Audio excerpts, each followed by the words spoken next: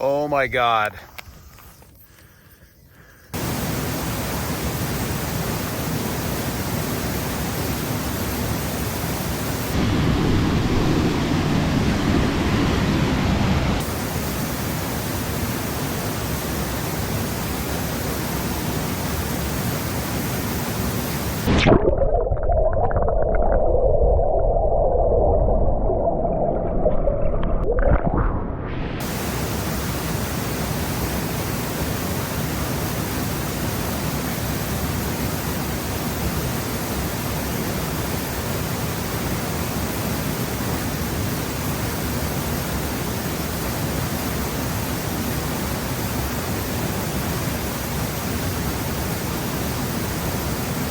My goodness gracious. Look at this guy. Look at the audacity. Oh.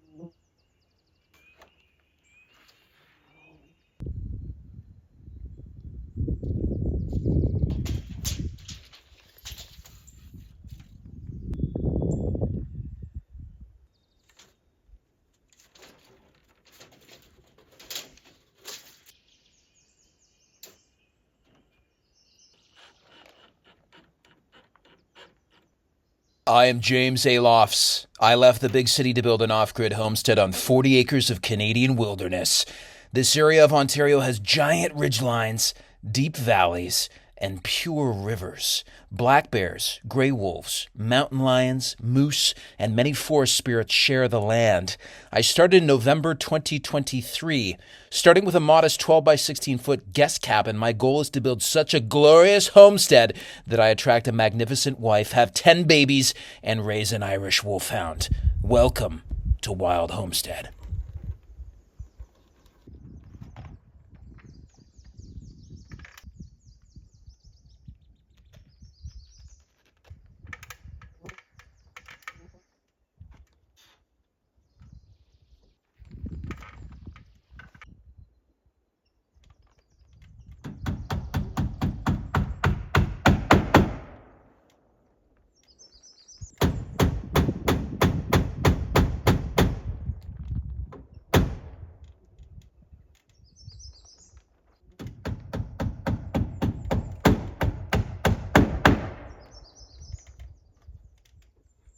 Okay, ladies and gentlemen, we got the drip edge up here. The next step, we've found that square edge on that far corner with the 3-4-5 Pythagorean square like we did on the other side.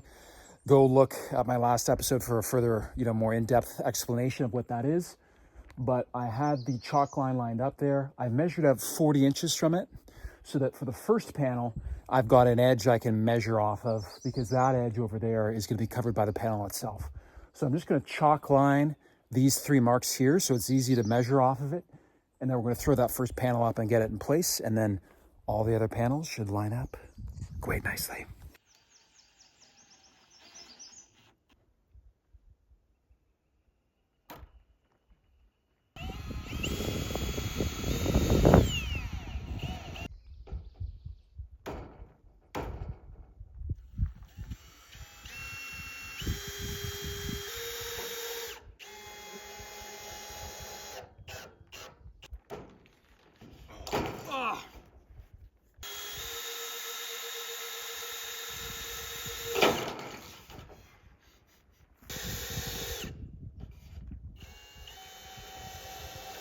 Buenos dias, muchachos.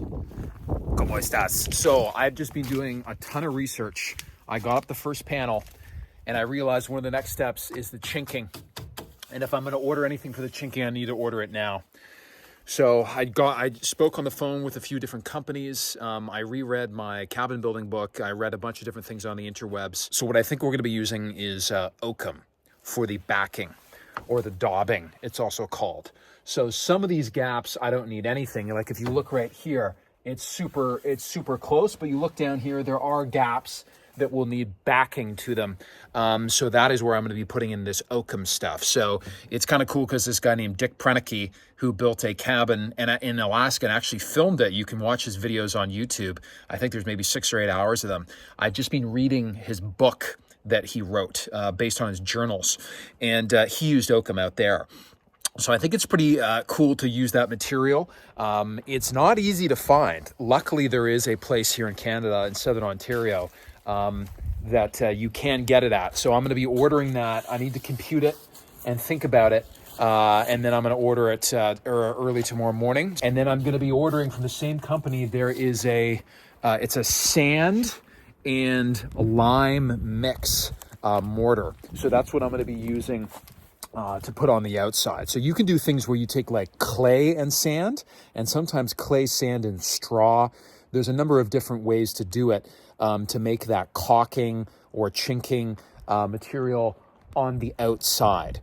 So the oakum is going to be on the interior, and then there's going to be this lime sand mix, and I believe you mix in something called linseed oil into that to make it the right consistency, where it's kind of like a putty.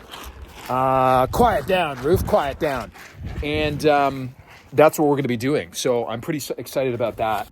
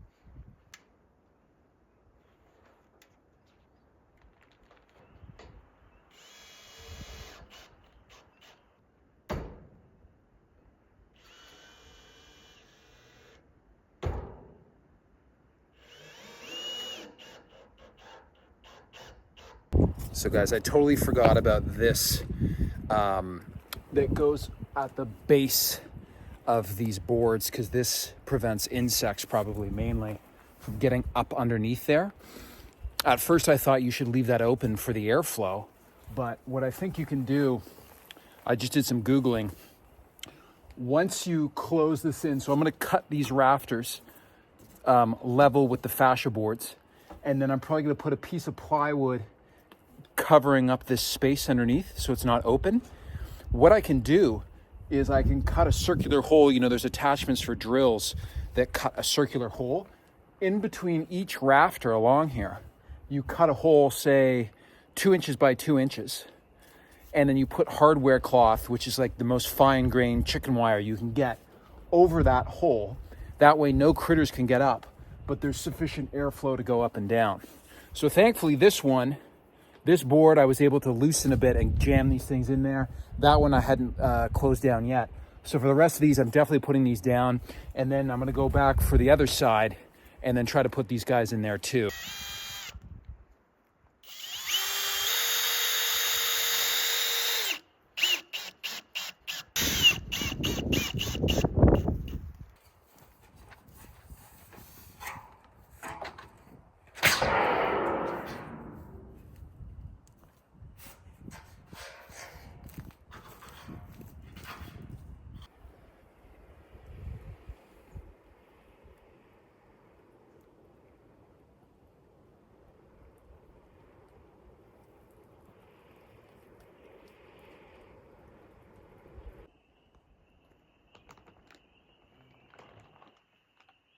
Hummingbird. Do you guys see that? Right there. God, those guys are fast. Lightning fast. They sound like a giant bumblebee. God, that's cool. It's my grandmother's favorite bird. My mother's mother, favorite bird. She always set out hummingbird feeders in the summertime. Loved. In fact, on her tombstone is a hummingbird beside her name. So I got to get the hummingbirds going in her honor. Hummingbird feeders, that is.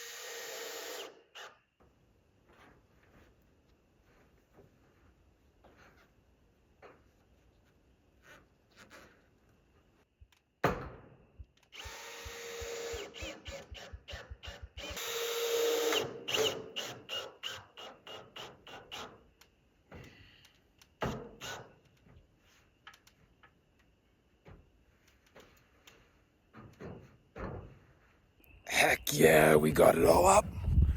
We got it all up. Look at that, man. Both sides. Oh yeah. So I've just been measuring the size of the panel we need to order. I think thankfully this is about 35 inches wide here. So I think the max size on these panels is 36 inches.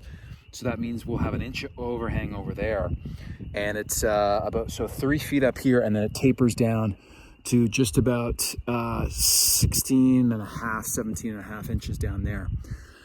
So tomorrow morning, I'm gonna rush into the Home Depot and order 2 more panels. And it usually takes, I think last time it took 2 weeks for these to get in. I can't tell you how important it was to do that right angle triangle. So the gap on the bottom all the way along is 2.5 inches on this side. I think on the other side it was 3.5.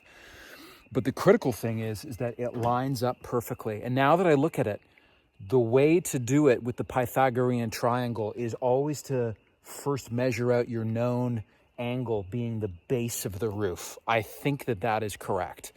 Because on the other side, that's what I did that worked. That's what I did that worked on this side. So if you're doing 3, 4, 5, measure 4 feet on the bottom, and then tap in your 2 screws on either end, and then measure up your 5 feet on the diagonal and your 3 feet straight up the far edge. And where they intersect is going to be the top point of the triangle, and then you know what a right angle is. And then if you line up your first panel off that, they should all line up well. I think that makes sense. Thank God that worked, because I really had no idea, how that was gonna. Oh, this is a nice place, just kind of lay up here, man. Epic view. Can you believe that's all Crown land, man? That's like tens of thousands of acres of Crown land. Many, many ridge lines before you get to any more private land over there. So, and I think 2 rivers. There's 2 more rivers. Oh my God, I almost forgot to tell you guys, there's one more critical piece of information you need to remember about building roofs. absolutely critical. The whole thing will fail if you do not remember this, and that is ooga booga.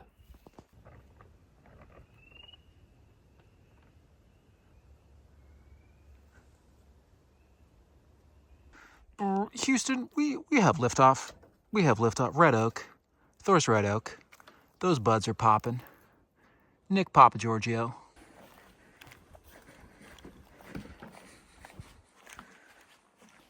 I just remembered, I'm about to fill up my water canisters from my neighbor's well. This one's got about a quarter of a thing left. Why not? Let's pour it on Thor's Red Oak. Why not?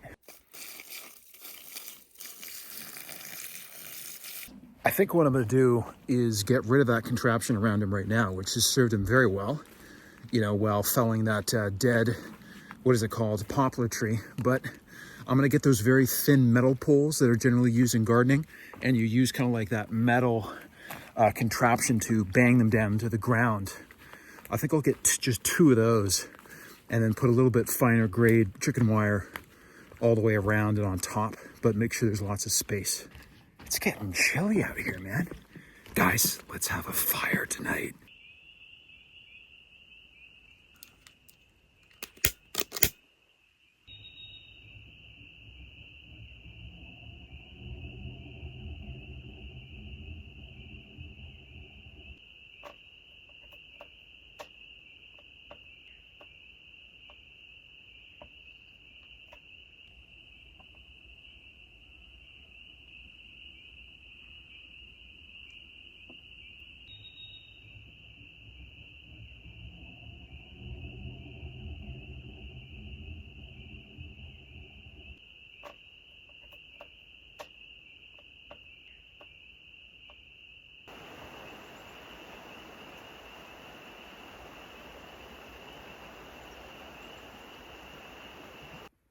Look at that beautiful sunrise, guys. So great news. I'm actually getting internet out here, Starlink internet terminal. I've actually had one. It's been stored at my my neighbor's homestead this entire time. I haven't been able to use it because my old battery has not been able to run it. So thankfully, the reason I can use it now is this Anchor Solix C1000 unit.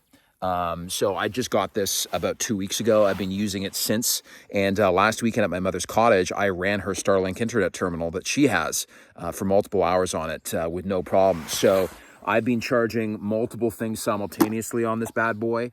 My power tools, the drone, my phone, my computer, etc. I mean, one of the critical things is that it can handle much higher wattage charging situations than my previous battery over there that you guys have been seeing me use since the beginning. So like my chainsaw battery, this was the only battery other than my Starlink internet terminal, right, that I was unable to charge myself. I would have to drop this off once a week, at my neighbor's homestead and charge over there. But if I didn't have a neighbor, I wouldn't even be able to charge it. So thankfully, this Anchor Solix C1000 unit can handle that. It's a very well-designed unit. Generally, if you charge it on a 120 volt outlet, like in a house, this will charge to full in about 58 minutes. If you use their solar panels, which they're sold out of right now, so hopefully I'll be getting those from Anchor in the next few weeks. But with their solar panels, 600 watt solar panels, it will charge in only 1.8 hours to full. It's got a lot of other cool design features like this light, which I've actually used multiple times at night in my tent when everything's dark. But it's just a great unit. To purchase it, it's on sale right now for $649. You can find it at anchor.com. The link is in the description for the video. And thank you to Anchor for sponsoring this video. Honestly, I had a chance to partner with multiple different battery and solar company brands, but I waited until could get in contact with Anchor because I think they make the best products. So check them out, guys.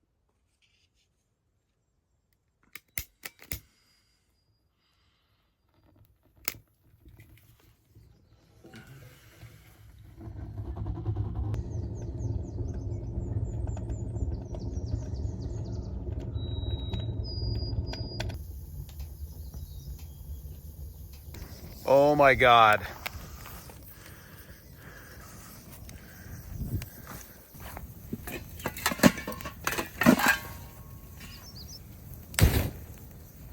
Holy crap, guys, got no water.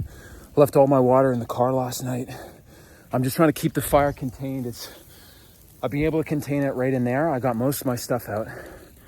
I'm just throwing sand on it. The sand is actually working really well, but I gotta keep working here.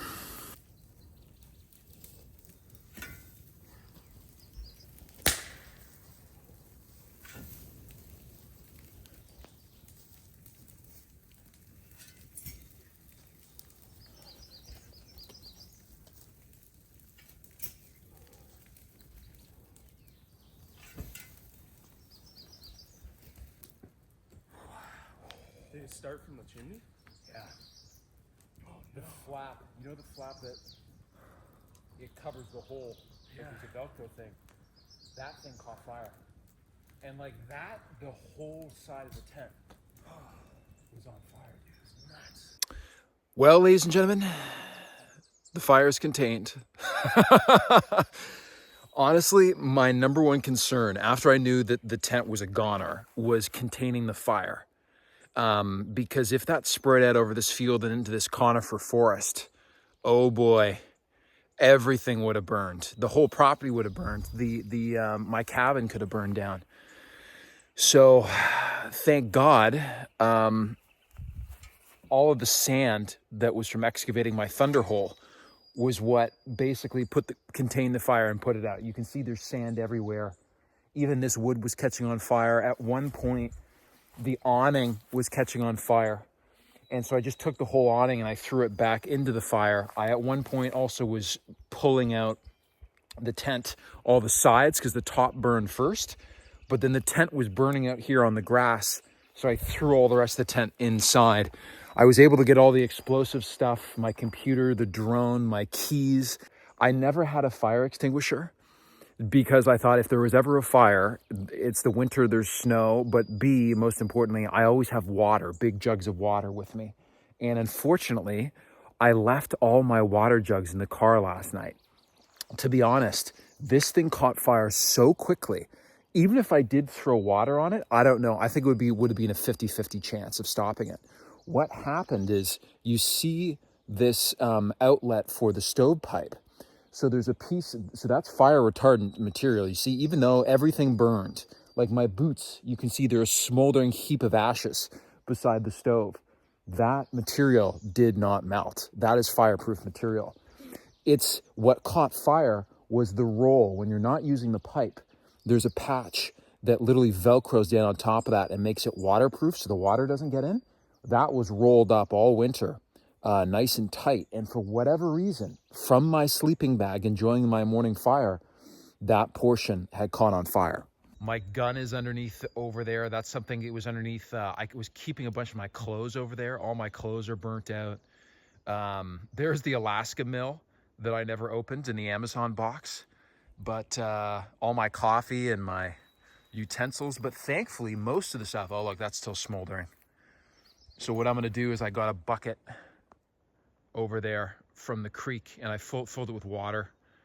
And now that the thing's basically out, I'm just gonna douse the whole site in water to make sure it doesn't burn. So I was throwing all the sand around the perimeter first before I started throwing sand into the middle, because I didn't want it to spread, because I'm surrounded entirely by these spruce, jack pine, white pine, and balsam fir. This stuff would have burned so quickly. It was pretty died down by that point. It was just burning like right in the middle, but he had a fire extinguisher at his cabin, so he emptied it into the middle. Shout out to my neighbor who showed up. Also crazy, that canister only sprayed for 8 or 9 seconds, and then it was out. So when you're thinking about getting fire extinguishers, obviously I should have had a fire extinguisher. That was so stupid. Even while the fire was going, my carbon monoxide monitor that I kept in the tent was beeping, beep, beep, beep, beep, and then it went, "Rrr." I am gonna get 2 giant fire extinguishers for there. Honestly, I'm just happy that I didn't die. I'm happy that it was not my cabin. Yesterday and today, I feel like there's something, I feel like I'm constipated or something. I was actually gonna go into town this morning to get some constipation medicine.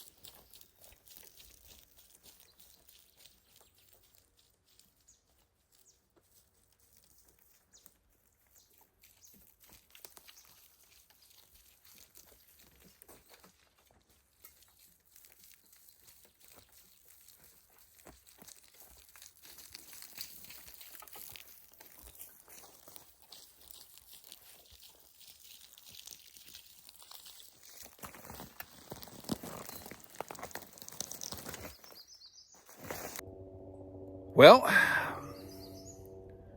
we go into town. I got to get some reliable internet. There's a bunch of stuff I need to order. Need to get more boots. Oh, there's a helicopter. What the hell? That's the first helicopter I've ever heard since being up here. That's weird. Anyways, just super grateful that this happened now. I know there was a homesteading channel on YouTube where their cabin burnt down with their dog inside of it. So that is bad. This, basically my most important stuff I got out. I lost the $2,000 tent, but otherwise we're doing okay. I have learned my lesson, I can tell you that. I will always be thinking about fire safety going from here on out. And got to have water and a fire extinguisher, I think, at all times, for sure. Look.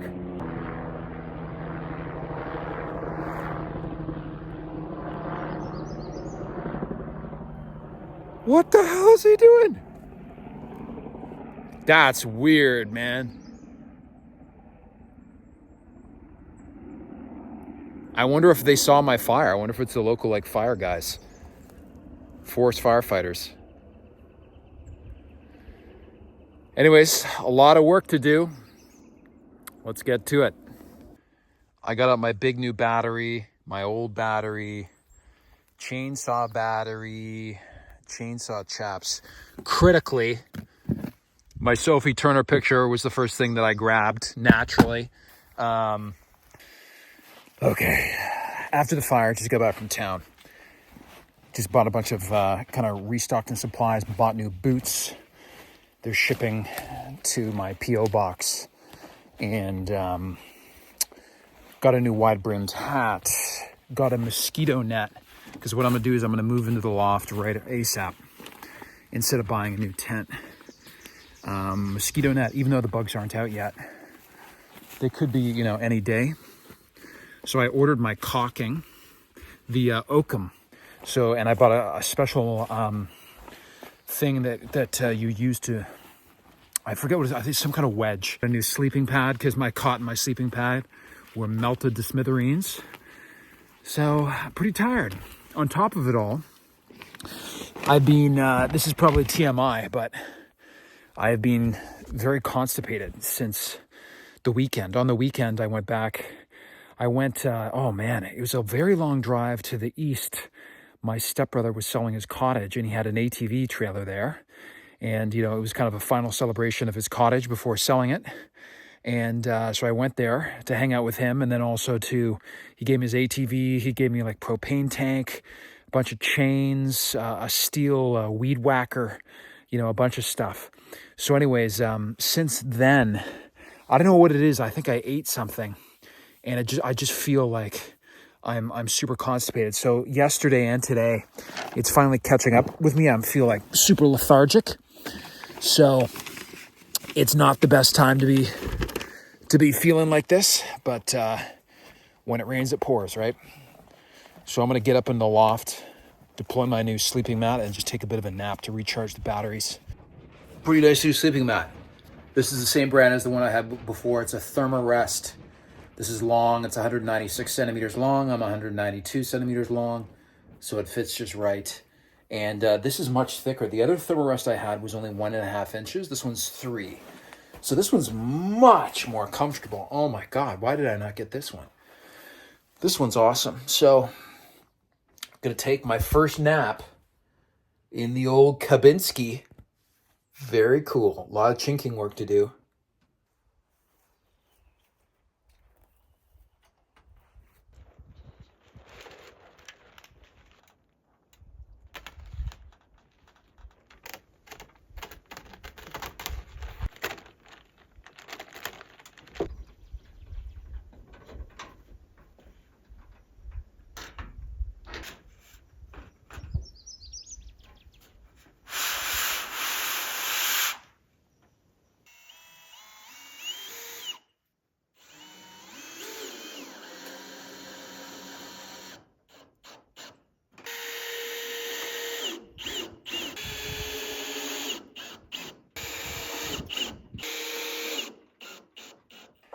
Okay, guy. Well, having some massive gastrointestinal distress right now. With my constipation, I took, the X-Lax box said take, no more than 2 taps per day. Of course, I took 4. So there's some serious Mount Vesuvius action going on in my intestines right now. Ooh. Anyways, what I discovered is that, look at this. You see the ridge beam that the rafters sit up against, that sits on top of the ridge pole.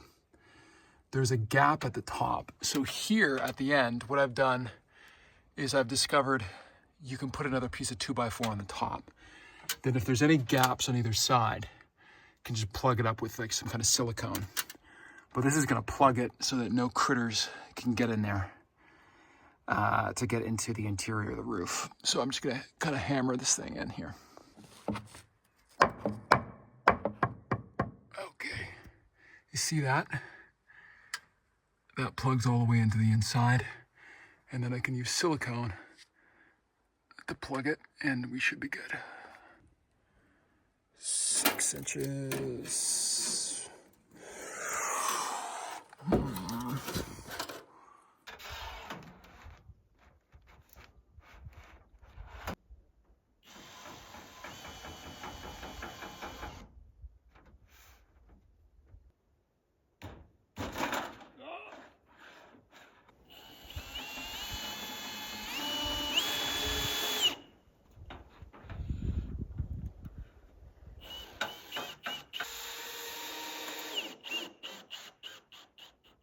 Hello, ladies and gentlemen. Man, I'm zonkered. Whatever is going on in my intestines is making me super lethargic, so I just slept for another hour.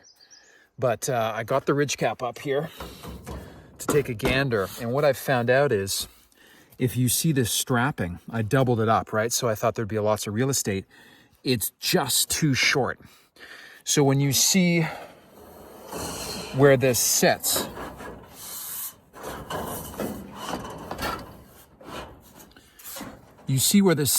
where we'll be drilling it into the ridges here on each ridge.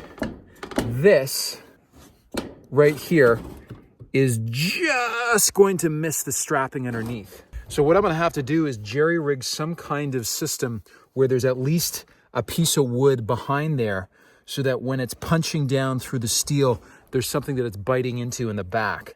One thing I really want to check is the drone. This drone has had like 13 lives, and I managed to snag it out, but it was sitting right at the entrance. I threw a pair of pants over it so that the flames wouldn't melt it, because there was a burning full propane canister directly beside it.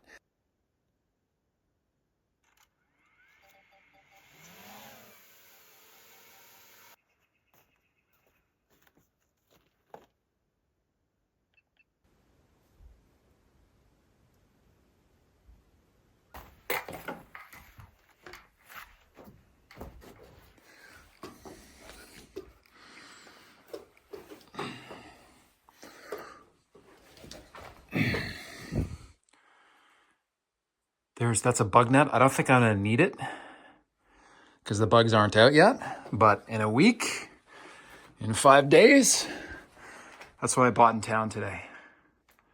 Just hangs on the top. This is the same kind of bug nets they use in Africa or Latin America, where there's they need bug nets for beds because of transmissible diseases. Don't have any diseases up here, but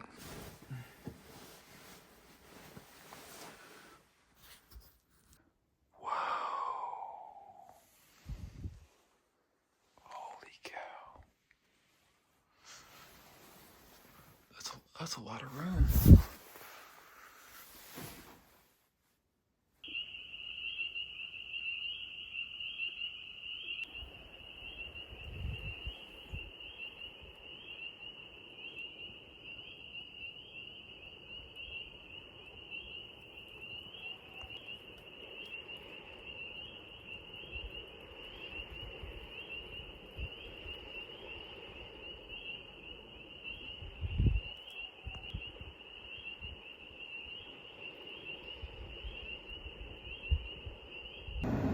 Well, look where we are now, ladies and gentlemen. Holy Lord and Redeemer, guys. I got here, what time is it now? It's 5 o'clock. I got to the hospital this morning at 7:30. Couldn't sleep all night, basically. Just rolling around. I ended up seeing the doctor. What he says is there's some kind of partial obstruction, maybe in my intestine, and there can be 7 or 8 different things that can cause a partial obstruction. He doesn't think it's a full obstruction. He said usually, you know, within a week, it'll fix itself. He said if it's still hurting you in a week, come back. You might need to do like an X-ray, MRI, whatever, and see if there's a partial obstruction that needs to be operated on. So we'll see. Hopefully it'll just pass. You know, I've tried X-Lax, the laxative. I've tried to eat more fiber. What the doctor said is you actually don't want to. If you have a partial or a full obstruction, you want to eat the lowest fiber food you can. And I said, don't worry, I'm on a steak and berries and cherries diet. So that's not going to be hard for me. But anyways, I'm going to give my cousin a call who is a nurse and see what she says. But just like this week, man, super low energy, just not feeling good. Oh yeah, while sitting in the waiting room, I feel like I need to clean my build site this week. I just want to get clean. I'm gonna go in the river again tomorrow. And I had my toiletry kit with me, so I decided to just shave in the bathroom, in the emergency room. So that was fun. Tried not to get hair everywhere. But I just want to clean up. I feel like I need to get clean. Bing, bang, boom. So let's see if we can pop up the one of the ridge cap parcels right now. See if we can get that sucker up there. We still got about 2 hours of sunlight here. Look at that. The bear spray. I think I'm going to get a new one because this one's all gnarled. Okay, back up on the roof. And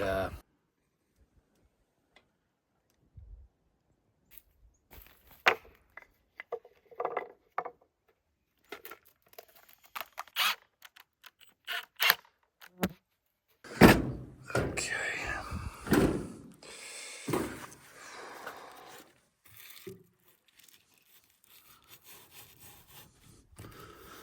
Ooh, no. You see that screw? The screw is gonna tear a big line down that, I think I need to get like that's a 1.5 inch screw. I need to get like 1 inch screws because I can't have that all the way along. That's gonna be tearing holes in the vapor, in the moisture barrier.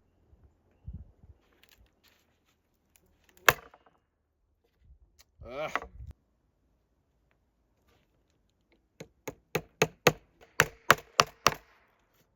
See, I wonder if they make, this is a 1 inch nail. If I had a 1 inch screw, I think the screw, because you can, you know, torque it at the end, and the screw should go down further.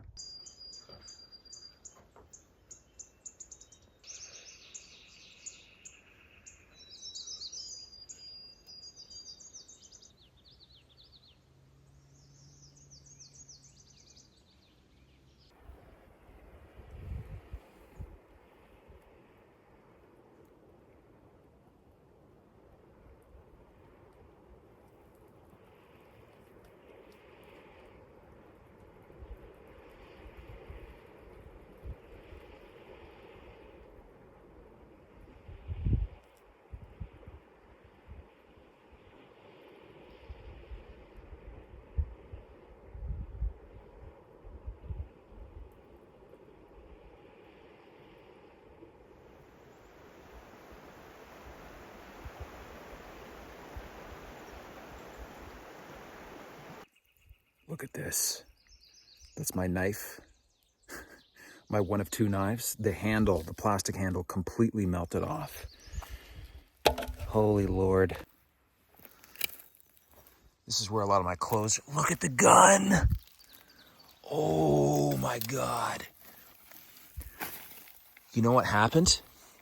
The rounds, I had 3 shells in the not the chamber, but the loading magazine.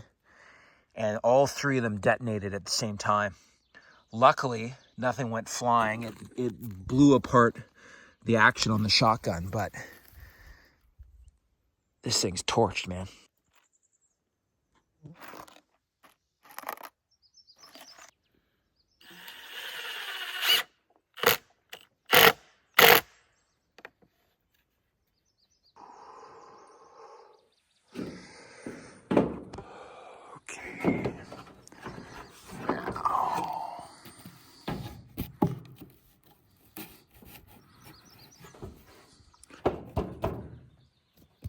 pretty darn good.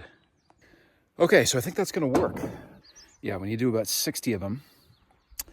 And I don't think there's any way to fasten these down from here. But what can consider doing is that when I tap in the ridge cap right there, I could then put another screw. I could put a long, I don't know if this will reach.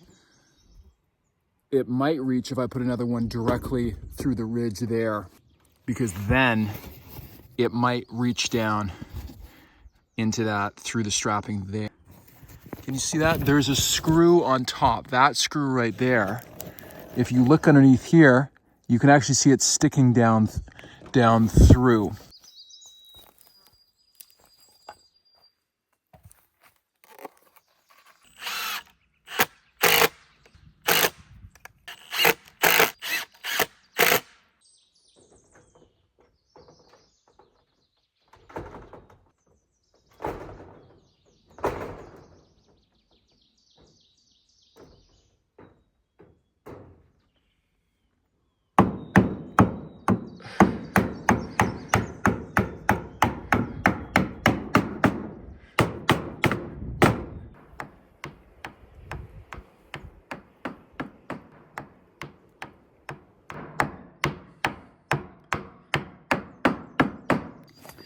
It's weird.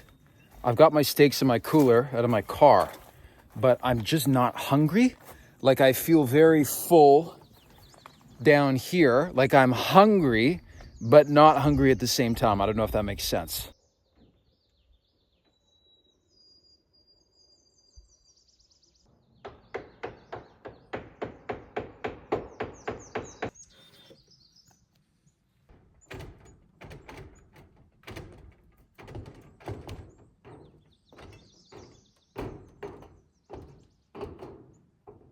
No, I'm gonna keep doing it this way. I don't have enough material to finish the whole thing with just these 4 sticks I got left.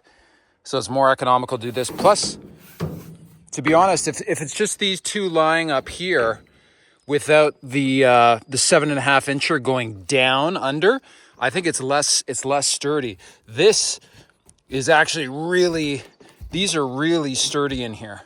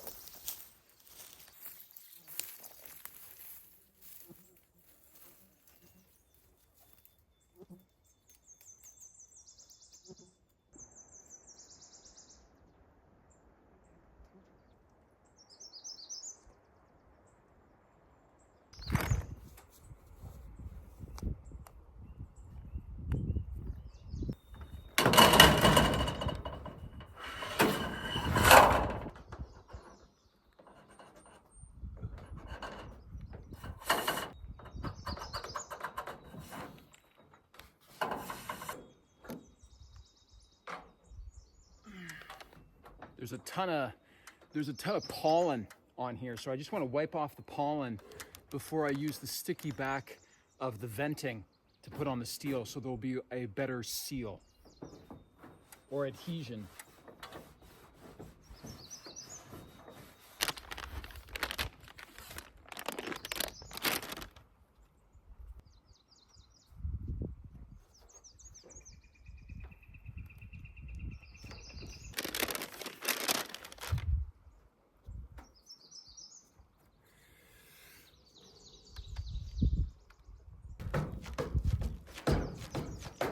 What I'm gonna do next is I'm gonna start cutting. I'm gonna cut the moisture barrier, the Rhino Tough moisture barrier. I'm gonna cut a hole in here, because what I actually want, as far as I can tell from my research, you want any heat and moisture that is venting up from inside where my insulation is going to be between my rafters. you actually want heat coming up and moisture coming up and escaping out of this venting. So it's about venting up underneath the steel, but it's also about venting out moisture and heat that will be coming up above your insulation. Because insulation, even with those vapor barriers below and above your insulation, you think about how much heat and moisture is inside the cabin, especially in the winter time, it still finds a way to come up. And I think it can even heat up the air above the insulation. So inside the rafters, my insulation will sit, but there'll be about 2 inches on the top that's air. So that air pocket there, you know, there'll be heat transfer up there, and then that air can escape out the venting on top. So it's really important to prevent mold and fungus, you know, from growing in there. I think this step is really important from what I can tell. Now, I'm not cutting all the way out to the outside. I'm just cutting up until about 6 inches away from the last inside rafter, because from here on out, that's outside. So I don't need any venting over there. It's just on the interior of the cabin.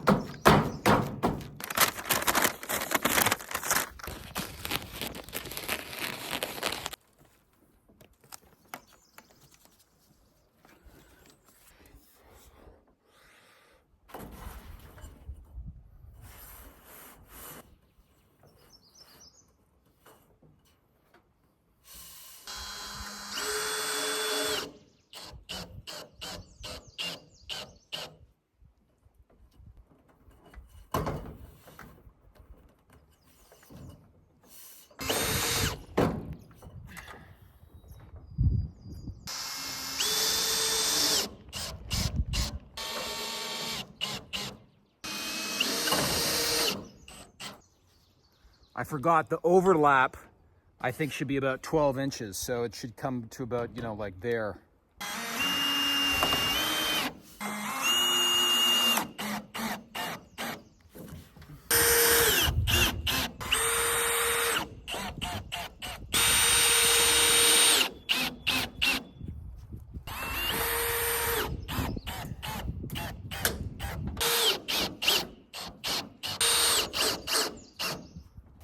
Would you look at that, ladies and gentlemen? It's coming together very nice. Sorry, the camera just cut out in terms of battery. Nice. That part's not tacked down yet because that's where the overlap is going to be. So now, before I put in the next piece, I need about 4 more pieces of that strapping so I can do my little jerry rig blocks to finish right to the end. And then we can get it covered right up over to there today and have it all cut so that the entire roof is permanently waterproof out until that we get the panels to the end. Guys, back from town, had a schedule.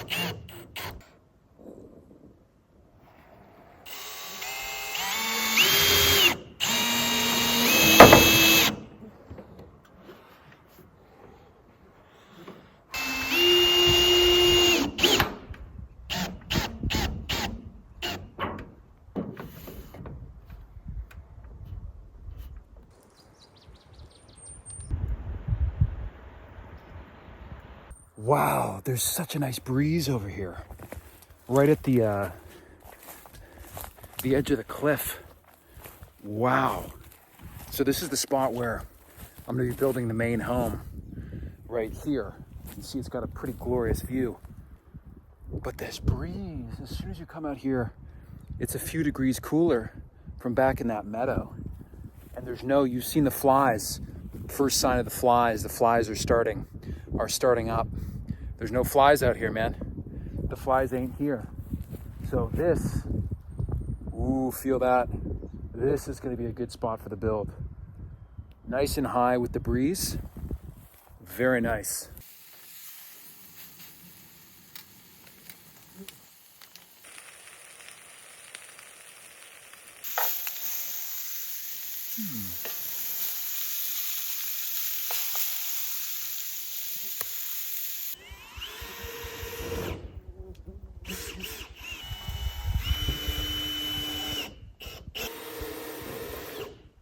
Holy cow, ladies and gentlemen, these storm clouds just rolled in. You can feel the barometric pressure is dropping like crazy.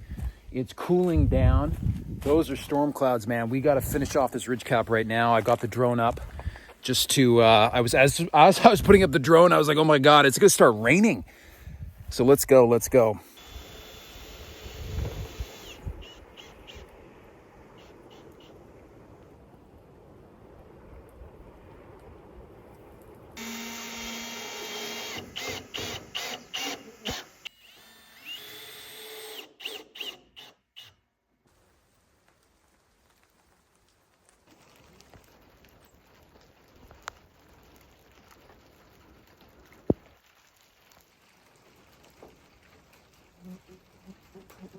What a mental week, you guys. Honestly, I felt like it was completely helter-skelter. So I don't know what this episode's going to be like. I apologize. And I do feel like we got some momentum at the end of the week. We got the steel up on both sides. And I think it's looking pretty darn good with the ridge cap and the venting on there, as well as the flashing on the gable ends. So before I put on the last piece of ridge cap here, we've got it covered all the way out to the very last inner rafter. This is outside the structure, so we're completely hardcore waterproof on the interior structure where I am sleeping right now. And until we get this new plate, which I've already ordered, it's going to be about 2 weeks to get this panel, then we can finish off the ridge cap on top. Look at that from this angle. And the big decision next week, guys, what I'm going to have to figure out this weekend is what am I doing for the floor? So my two options right now in my mind, one is to build up the gravel and then basically build a very slim concrete slab on top to use as the floor. It would be a non-structural concrete slab. My other option is to use conventional, 2x8 flooring with my special insulation, and then build a floor like that and have lots of aeration coming in under the cabin itself to keep it all moisture free there. So I'm going to cost out each option, and I'm going to try to estimate how long each option is going to take.